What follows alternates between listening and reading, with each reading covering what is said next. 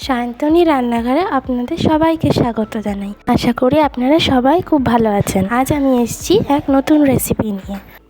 আজকের রেসিপি ধনেপাতার বড়া। ধনেপাতা সারা বছরের আমাদের খুব প্রিয় একটি সবজি।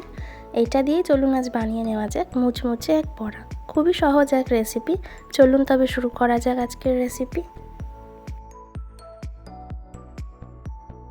এই বড়া বানাতে প্রথমেই আমাদের লাগবে 4-5 চামচ মতো বেসন।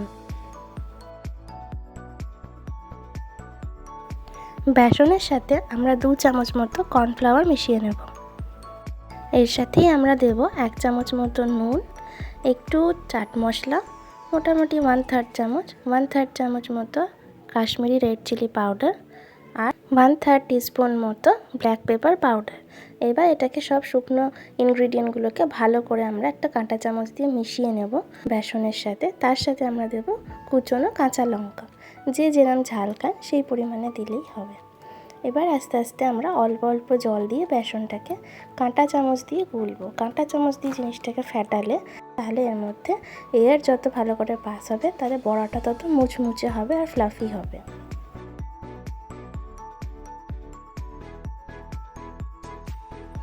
প্রথমেই আমরা একসাথে বেশি জল দেব না। জিনিসটা ফেটাতে ফেটাতে যত আমরা বুঝবো যে জলের প্রয়োজন যদি হয় তখনই দেব। এই কনসিস্টেন্সিটা খুব একটা বেশি পাতলা হবে না, একটু গাঢ়ই থাকবে।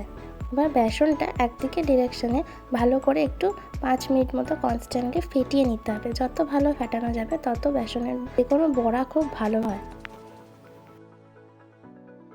এবার আমরা 1 আঁটি মতো ধনেপাতা খুব ফাইনলি কুচিয়ে রেখেছিলাম সেটাকে এর মধ্যে অ্যাড করে দেব। ধনেপাতাটা বেসনের সাথে খুব ভালো করে মিশিয়ে নিতে হবে।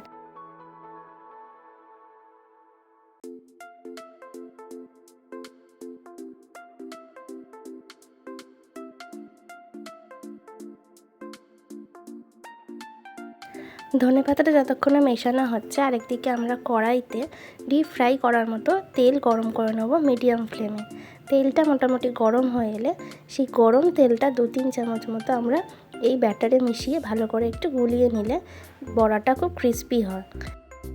ওটা মেশানো হয়ে গেলে এবার আমরা কাঁটা চামচ দিয়ে হোক কিংবা হাত দিয়ে হোক আমরা অল্প অল্প করে বড়ার আকারে যে কোনো শেপে আমরা তেলের মধ্যে ছেড়ে দেবো। এই সময় আমাদের ফ্লেমটা লো টু মিডিয়ামের মধ্যেই রাখতে হবে। পুরো প্রসেসটাতেই আমরা যদি ফ্লেমটা লো টু মিডিয়ামে রেখেই বড়াটা ধৈর্য ধরে ভাজতে পারি তাহলে আমাদের বড়াটা সব দিক থেকে ক্রিস্পি হবে আর ভিতরটাও কাঁচা থাকবে না। 2 মিনিট মতো আমরা এটা ঢাকা দিয়ে রেখেছিলাম। এবার ঢাকা খুলে আমরা বড়াটার অন্য দিকটা পাল্টে দেব। একদিকটা মোটামুটি ভালো করে ক্রিস্পি হয়ে এসছে। এবার আমরা অন্য দিকটা লো ফ্লেমে রেখে হালকা করে ভেজে নেব।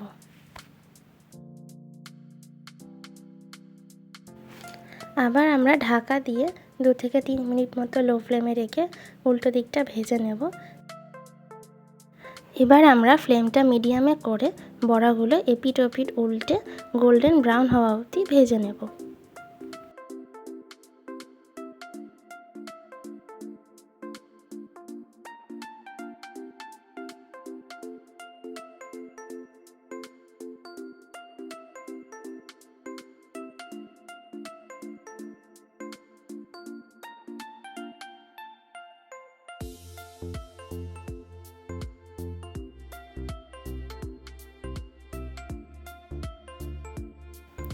বড়াগুলো এপিট ওপিট দুদিকটাই ভালো করে ভাজা হয়ে গেলে আমরা এবার তুলে নেব।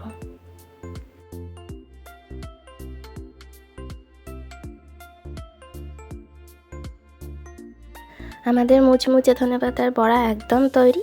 এবার গরম ভাত আর ডালের সাথে পরিবেশন করুন এই ধনেপাতার মুচমুচে বড়া। আমার এই রেসিপি আপনাদের কেমন লাগলো অবশ্যই আমাকে কমেন্ট সেকশনে লিখে জানাবেন। ভালো লাগলে একটা লাইক করবেন, সবার সাথে শেয়ার করবেন। আমার চ্যানেলটি সাবস্ক্রাইব করে আমার পাশে থাকার জন্য অনুরোধ রইল। আজকের মতো আসি, আবার আসবো এক নতুন রেসিপি নিয়ে অন্যদিন। সবাই খুব ভালো থাকবেন। নমস্কার।